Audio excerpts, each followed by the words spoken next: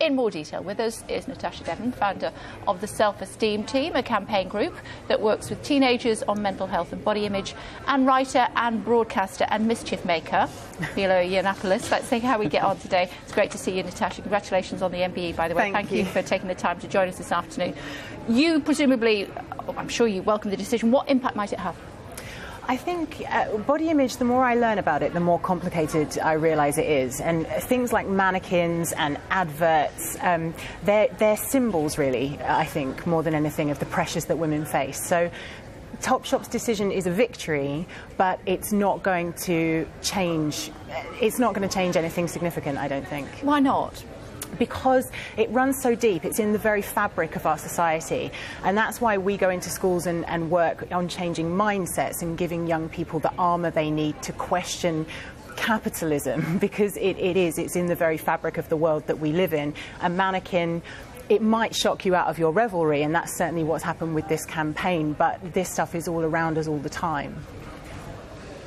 Well, it's extraordinary, isn't it, to hear about, you know, the fact that there's apparently a problem with women worrying about being too thin. That's, of course, not the problem. The problem is that everyone's getting too fat. And actually, there's no evidence, really, that any of this stuff has much of an impact. A lot of the science is very fuzzy on this. It's social science stuff rather than any real sort of reports or anything. I mean, what worries me about all of this kind of stuff is the implication that somehow we're going to make people's lives happier or better by encouraging them to believe that whatever body shape they are and whatever they look like, they're beautiful and they're going to be happy. That's evident. That's quite clearly not the case. I mean, if you look at women's happiness has been going down since the Second World War. Actually, every decade, women are getting more miserable as they get told that they can be who they want and look how they like. And you can say, I suppose, that a woman's self-esteem should have nothing to do with whether or not a man's sexual preference, you know, sort of coincides with how she looks. But the fact is, women are getting more unhappy, and this sort of slightly irresponsible trend to sort of encourage people to eat whatever they want and do whatever they want is is one of the things that's fueling an obesity crisis, and that's a really serious thing. That's a real thing. That's something that's got health implications. It's got cost implications for the NHS.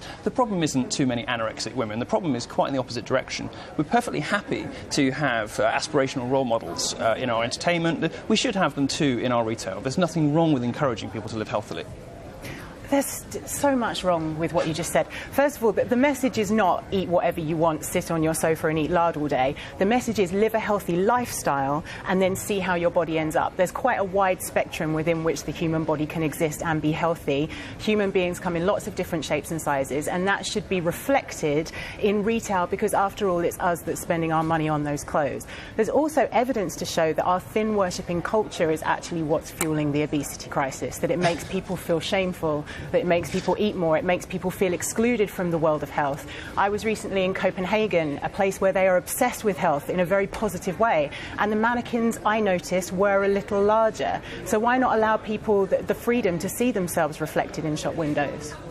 I don't think that anybody's complaining about, having realistic types if they want them in certain places. The problem is when you start sort of bullying retailers into getting rid of aspirational body types, making clothes look worse in the window. I mean, if you look, when a woman goes shopping, for example, she quite often looks at clothes that are a smaller size than she'll actually wear, because she wants to know how that garment's actually going to look. These sorts of aspirational...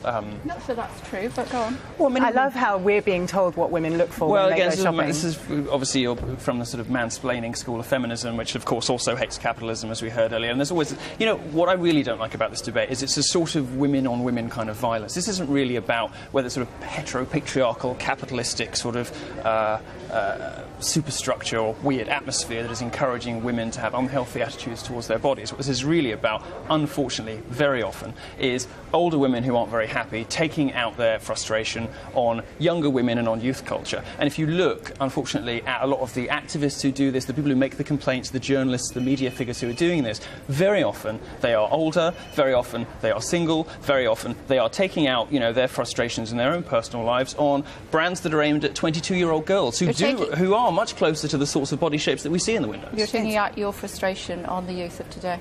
Well, I've been completely misrepresented, which of course is when you're losing an argument, it's the easiest thing to do, isn't it, to try and put me in a box where I'm suddenly a militant feminist. I am a former model. I've worked in the fashion industry. I know that it's run mainly by women and homosexual men, and so the patriarchy really doesn't have that much of an impact in that sphere.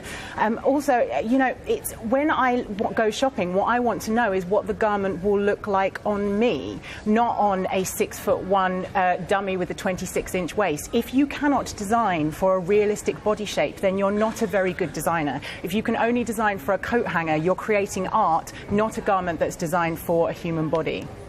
I'm not sure where this sort of obsession with realism and realistic proportions has come from. I mean, there are blogs, sort of feminist blogs out there that show, you know, video game characters in more realistic proportions. They turn Lara Croft into this sort of dumpy, lesbianic, you know, short woman in cargo pants, and nobody really wants to see that. Nobody wants, not even women. It's not an aspirational sort of icon that people can aspire to be like. The fact is, we do have a huge problem with people treating their own health very irresponsibly. And I personally find when media figures and feminists and activists and campaigners encourage women to worship themselves no matter what their size and what their shape, actually that just has the effect of making women unhappy. And women have been getting more unhappy decade after decade after decade since the Second World War, since this stuff started to happen. OK, we're debating, we're not being offensive, are we? No.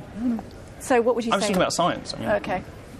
I would like to see diversity on the high street, because I don't want to see naturally slender women excluded from the world of fashion either. You take any one beauty paradigm, you take a size 16 mannequin, you take a size 0 mannequin and present that as the only way to be beautiful. Both of those are problematic. I want to see lots of different shapes, sizes, ages and races on the high street, and I think I disagree. I think that will lead to greater happiness for women. That's not really true, is it? I mean, people don't want to see diversity. They always seem to want to see larger models and larger mannequins. I mean, the direction, the trajectory of pressure from surely they activists want to be able to see what clothes will look like before they try them on. Well, they can see what they'll look like on them by trying them on. Yeah. I mean, designers put clothes on skinny women because it looks better, because that's what people like to look at. Both women and men prefer to look at that. I mean, the fact is, you know, again, this is not really about men at all. This is about pressures that women put on other women, you know, to look good and to stay thin and to stay healthy. And frankly, those women who do aspire to look like what, you know, you may think are sort of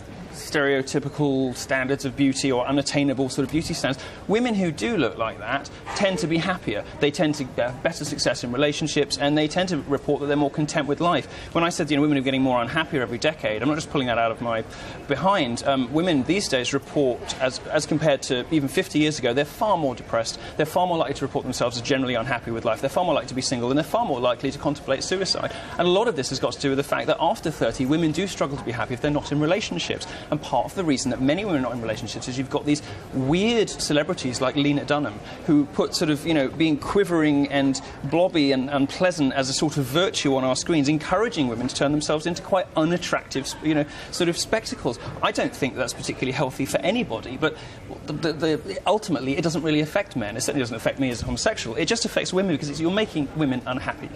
Final thought. The final thought is that what we should find aspirational is health. You can't look at somebody and ascertain how healthy they are. Health is about lifestyle, not looks. So I want to encourage people to celebrate their bodies, because people who like their bodies look after them. It's the same as with a car. If you had a lovely, shiny new car, you would clean it regularly, you'd put the right fuel into it. People who hate their bodies don't look after them. People who hate their bodies look for affirmation, self-help, you know, sort of motivational speaking of the kind that that you do, because they want to feel good about how they look, no matter what their size or shape. People who feel good about their bodies go to the gym. Come back on that. Well, I go to the gym, and I'm not single. I'm in a long-term relationship. I think that you've stereotyped women who want to see diversity because it makes you feel better. But it's always to think that in one direction, isn't it? that we're all bitter and militant. I want to see diversity. I want to celebrate women. I love women. I love fashion, and I want to see everybody invited to the fashion party. And I don't think that there's anything wrong with that. Do you love women? Of course. Great. Good to see you both. Thank you very much for joining us here.